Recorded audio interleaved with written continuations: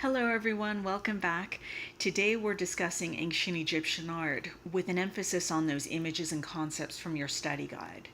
So these are our objectives for this section. There is a lot in this chapter, but we'll focus on the conventions for representing human figures in ancient Egyptian art, and also consider how religious beliefs were reflected in funerary art and architecture of this region and time period. And then we'll consider the relationship of royal ancient Egyptian art to rulers who commissioned it. So there's a comparison in your introduction between ancient Egyptian art and Mesopotamian culture. We discussed how Mesopotamian culture developed along rivers such as the Euphrates and the Tigris, and Egyptian culture similarly emerges around the Nile. We see those developments we discussed through this idea of the cradle of civilization in ancient Near East art in Mesopotamia, of language, and this is further developed through hieroglyphs and rediscovered findings such as the Rosetta Stone that have been really instrumental to Egyptology and deciphering this communication. And we also see the engagement with religious views as well as multiple gods and goddesses.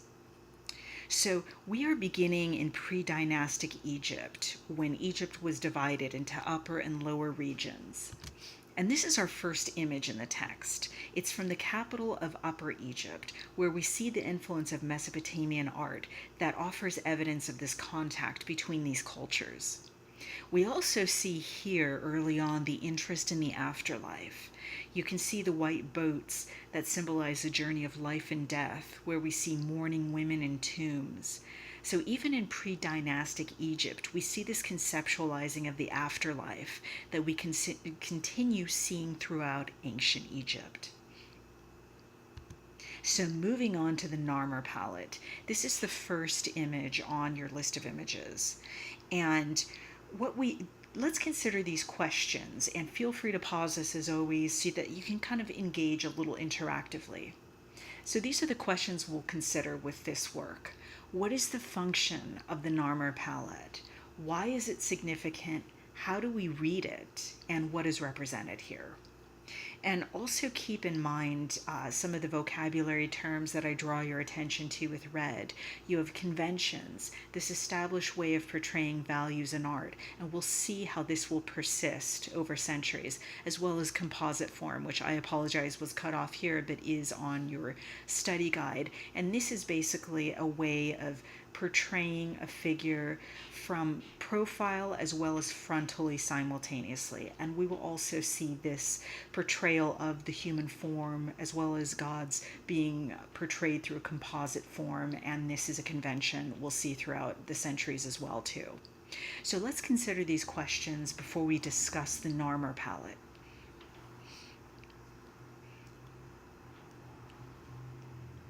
Okay, so on a functional level, let's consider the function.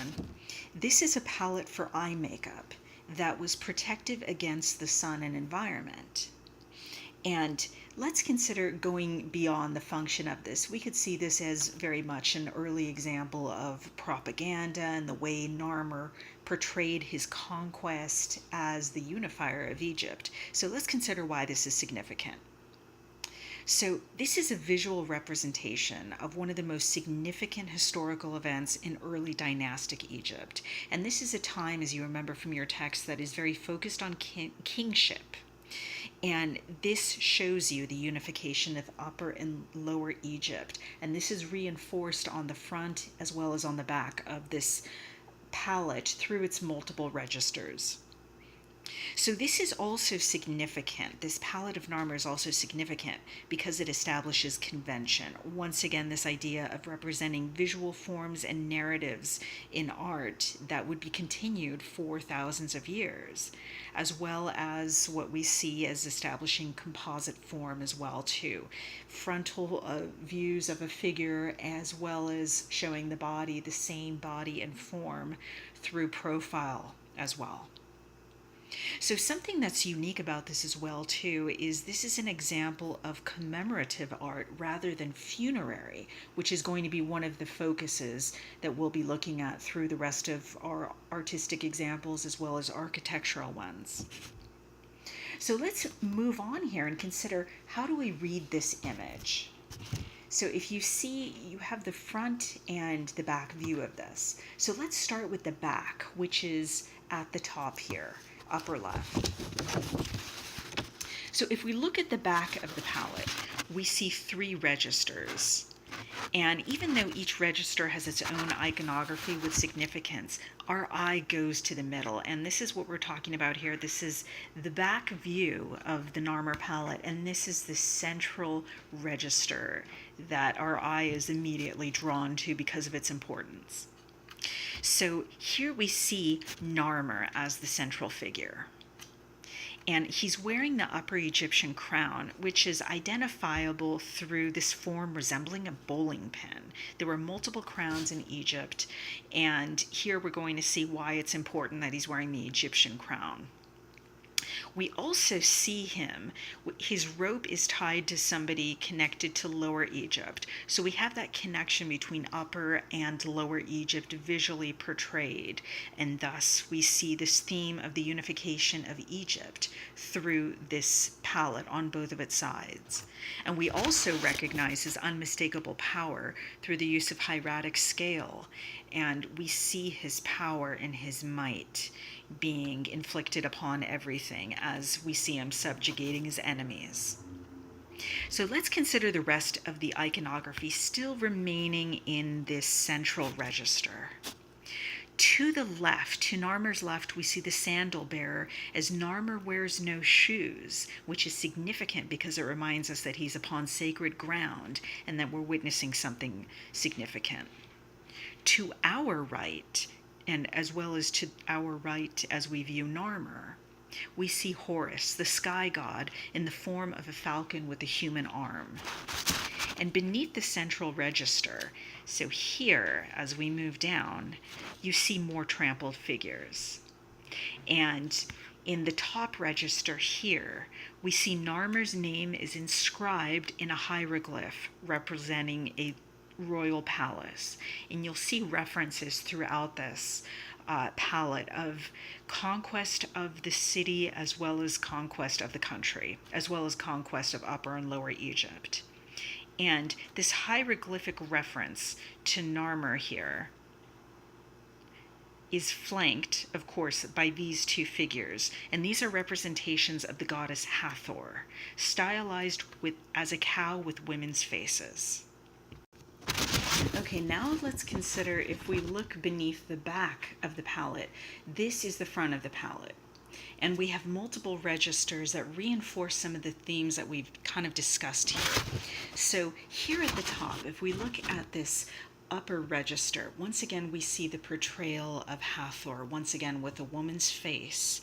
And beneath this, what we have is we have Narmer, and he's wearing the crown of unified Egypt, which is identifiable as a spiral. And he stands before this kind of a priest wearing leopard skins who is behind people bearing 4 standards. And to the right, if you can see this, you may be able to see this a little bit better in your text. You see decapitated figures, and they've been brutally decapitated, and we have this aerial perspective of them, and they have their heads between their legs. So once again, reinforcing this idea of his might as he conquered and unified Egypt. Here, if we look beneath this, what we see are these mythical animals, and we see them intertwined, and they've been reined in. And basically, these 2 animals, they both form this palette here.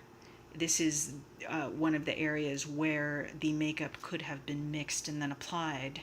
But these 2 different mythical animals also represent Upper and Lower Egypt. So once again, this idea is reinforced. And then beneath them, we have this idea of the bull that is really conquering and kind of decimating this area. And this bull is very much compared to this might that Narmer is portrayed as having. So now what we're going to do is we're going to leave this commemorative imagery for an interesting view of the afterlife in the Old Kingdom. And this is the stepped pyramid of Zoser. And this is also the mortuary precinct of the king, which is a prototype for the pyramids that follow. So that's an important idea to keep in mind. This really is the prototype for pyramids we'll discuss later at Giza. This is also our first necropolis, and you can see this vocabulary term there also highlighted in red because it's from your study guide, and this is literally a city of the dead. So these are some of the questions we'll keep in mind here. Think about these and consider these as we discuss this stepped pyramid. So why was preserving the body and mummification important in ancient Egypt? How did tombs develop into pyramids in the Old Kingdom? And how are early pyramids different from ziggurats that we looked at in Mesopotamia? So let's think about this, and again, feel free to pause this, go back to the chapter, maybe recall what you know, or maybe just speculate. Okay, so addressing this first issue, the body and mummification. There was belief in a spiritual idea of the Ka, and I believe you read about this in this chapter 2, the Ka statue, perhaps. The Ka was this spiritual idea of self that could live through the intact body after death, even possibly offering protection. So inside the funerary complex beneath these pyramids, there's a chapel with a space called a serdab. And that's where the Ka statue is provided with offerings and entertained with paintings too. So this preservation of human form is essential for the Ka to live through following death. And the body has to be intact. So that's why mummification is important. That is part of the reason why mummification is important. And in addition to embalming organs, with the exception of the heart, that are placed in often 4 canopic jars. This is something you'll be seeing actually that's referenced later with the judgment of Hunefer before Osiris as a section of the Book of the Dead. And the Book of the Dead was attached to the mummified individual and assists the deceased into the passages of the afterlife. There would sometimes be spells, incantations, and ways to kind of guide the deceased into the afterlife. But you'll be seeing these references to the canopic jars, to embalming, to mummification. You'll be seeing this later with the judgment of Hunefer before Osiris. But keep this perspective in mind as we consider the structure of the pyramids and the necropolises that we're going to be looking at. So let's consider, let's consider our next question. How did tombs develop into pyramids in the Old Kingdom? So consider that, look at the shape of this. Maybe compare it to a ziggurat. And let's keep this in mind here as we consider this. So this shape that we see here of this early stepped pyramid here, you can see there was a diagram in your text of a mastaba. And a mastaba is basically a sloped rectangle. So you can see this kind of slope in this rectangular shape, but it literally means bench in Arabic. So this shape was stacked in a way that resembles a ziggurat. As you can see, it's just stacked one upon the other. But unlike a temple platform, how is it different from a ziggurat?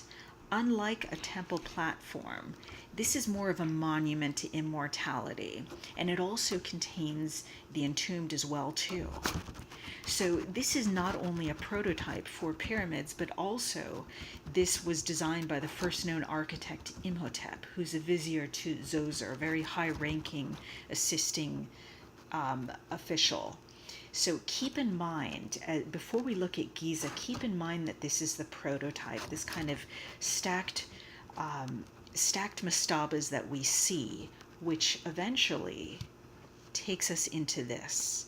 So now we're looking at Giza, of course, and this is Egypt's most famous architectural examples here, most famous architectural site. So let's consider some of the conventions established at Giza. So we have burials in the west where the sun sets, and the face of each pyramid is believed to be oriented to cardinal directions. And here we see 3 successive 4th dynasty kings constructing these basically as a monument to themselves and their immortality and power. So So here we see the three main pyramids, Khufu, Khafre, and Menkaure. And you don't see it from this picture. You don't see as much a sense of the necropolis, but there were also other pyramids, kind of lesser pyramids, much smaller, obviously, in scale, that were devoted to members of the royal family. So the development of the pyramid as a shape, of course, this is a testament to Ra, the sun god and father of pharaohs, who attested to the divine rule of, at this point, the kings. And as far as the material, limestone was transported through the Nile, covered in white casing and raised on platforms possibly with the help of animals. As far as who built these, for years it was speculated that pyramids were built by slaves, but the question remains as far as who built these, because the remains of the laborers were found, and the fact that they were buried kind of calls into question whether or not they were slaves. But these were built with ingenuity because of the mathematical precision and everything that went into building these, and there still really is an air of mystery around the construction of these. But we see this advanced development beneath the structure as well too, with underground chambers, and let's see here, that become more complex. So internally there were passages, you can see here, designed to confuse and defer theft.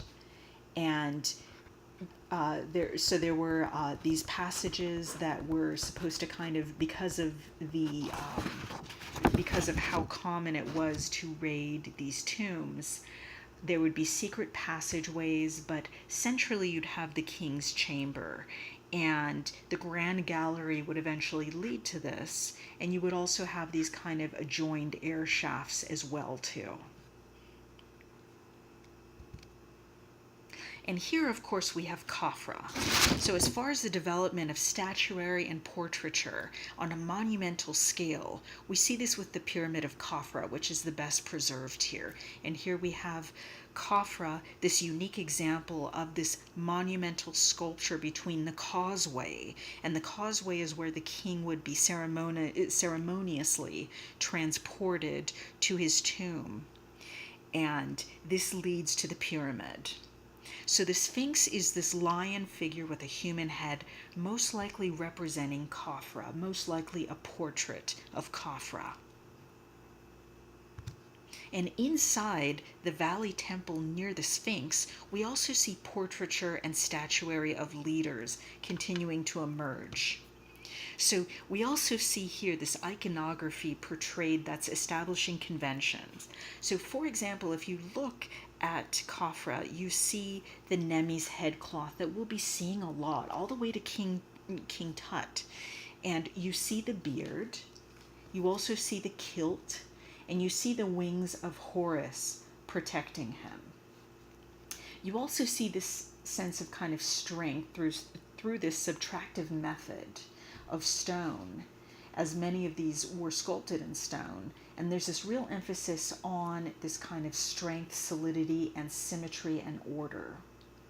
So your text also shows you too, and I just do want to emphasize again, I would focus, for upcoming assessments and as far as what to study on, even though I hope you read the chapter, focus on what is on the study guide. So some of these images are not on it, but I wanted to address what your text shows you as far as more diversity with funerary art, such as figures portrayed referencing their vocation, whether it was servants who would work eternally within their work, or the scribe whose vocation is referenced here through the papyrus scroll.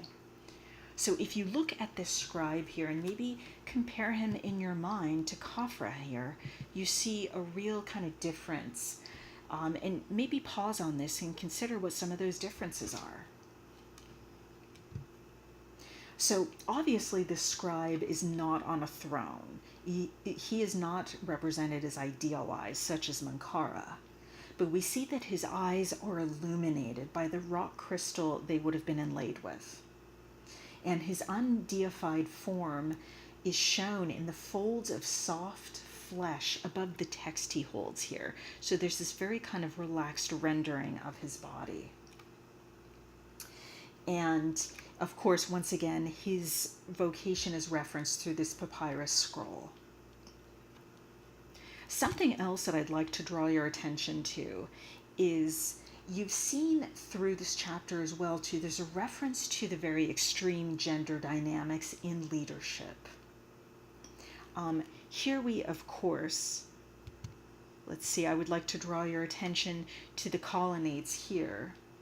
And this is the, the mortuary temple built in honor of Hatshepsut. And this, of course, is Hatshepsut, and we'll return to her in a moment. So I put this on your list of vocabulary because it's a row of columns supporting lintels and arches. And we see this really early emphasis on symmetry through monumental architecture. And what you see here is this emphasis on symmetry that is very prominent long before ancient Greece. And Hatshepsut was known for her rigorous building campaigns. She ruled for 20 years, but she was not considered officially the king because, of course, she was a woman, and she was a regent to her son Thutmose III, who had not come of age yet. But she did rule, and she initiated these very successful building campaigns. Even though her accomplishments were diminished, most likely by Thutmose III when he came to power and tried to kind of remove her influence historically and take credit for some of her accomplishments. But what I'd like to show you here is that given the emphasis on convention, as well as Hatshepsut's power and desire to be portrayed, as kind of genderless and androgynous and showing these masculine traits, we see her as being portrayed with the conventions of the kings and later the pharaoh. Once again, this idea of the false beard, the Nemes headcloth, of course, and the kilt. Something else to keep in mind here too, the Amarna style. Even though we're very dependent upon convention at this time, you have very interesting moments such as this, where there is a break from that, or something is influenced a bit differently. So with the Amarna style, as it says here, and you can read about this a little bit more in depth in your text, it's established by Akhenaten, who we see on the left, who moved the religious capital from Thebes to Tel el Amarna. And there he built shrines to Aten, a religion he furthered and basically portrayed himself as being the direct disciple of. And he encouraged this very stylized art, very specific to his reign and very much glorifying himself. What we see here, of course, on the right is Nefertiti. And we see her also as the wife, of course, of Akhenaten in the Amarna style. But we also see her as an expression of a very powerful female figure, as well as an expression of idealized beauty, with this elongated neck, which really did show you an example of one of the traits of the Amarna style. And this is created by Thutmose, who was her personal sculptor. So let's continue here and kind of return to concluding what is on our study guide for this week. There will be something I'll show you after this, something from the Khan Academy, and it's a really interesting discussion of the judgment of Hunefer before Osiris. But this brings us to Tutankhamun. And of course, this is one of the most famous treasures of ancient Egyptian art. So here we see the discovery of his tomb in 1922, and he was buried with treasures that included a golden throne, jewelry, and works such as this in the lower right, also mentioned in your text, a painted chest, of course. And King Tut died when he was about 18 and ruled for about 9 years. He was believed to be in somewhat bad health. But here, if you look at this painted chest, he's portrayed as being very strong.